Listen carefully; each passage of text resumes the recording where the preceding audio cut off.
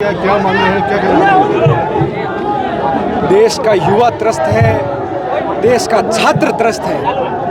महंगाई की मार से भारत की 135 करोड़ आबादी चैन से सो नहीं पा रही और देश के प्रधानमंत्री विदेश में जाकर मेलोडी चॉकलेट बांट रहे हैं।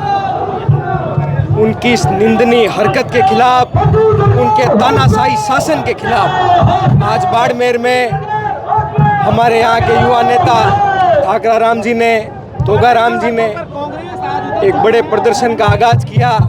हमारे एमपी साहब श्री उमेदाराम बेनीवाल जी ने, कांग्रेस पार्टी के जिला अध्यक्ष श्री लक्ष्मण जी ने इस प्रदर्शन को अपना सानिध्य प्रदान किया। सब लोग मिलकर आम जन की इस आवाज से देश के शासन को रूबरू करवाने यहाँ आपके सामने इकट्ठा हुए। पेपर लीक बड़ा मुद्दा है, रीत का पेपर लीक कई लोगों ने आप क्या करेंगे और ये लड़ाई कहाँ से जाएगी? पेपर लीक कोई मुद्दा नहीं है। पेपर लीक एक पाप है, पाप जो इस देश की मोदी सरकार ने किया है। और उससे भी ज़्यादा शर्म की ये बात है कि वो लोग शासन में होने के बावजूद अपनी जिम्मेदारी को स्वीकार नहीं कर रहे, अपनी जिम्मेदारी से भाग रहे हैं। एक तरफ देश का प्रधानमंत्री है, एक तरफ देश का शिक्षा मंत्री है जो इस मुद्दे पर बात करने को तैयार नहीं है।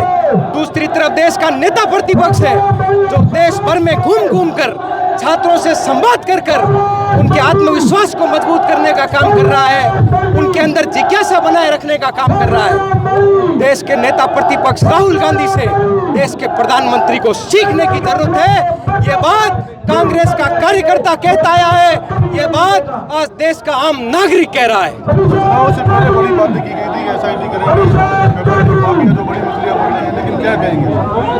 देखिए, राजस्थान में पेपर लीक के मामले पर कांग्रेस की तत्कालीन सरकार को भारतीय जनता पार्टी ने पूरी तरह से घेरने का काम किया, प्रदेश की जनता को गुमराह करने का काम किया। लेकिन कहते हैं सांच को आंच नहीं। आज ये सच पूरे प्रदेश के सामने है, पूरे देश के सामने है।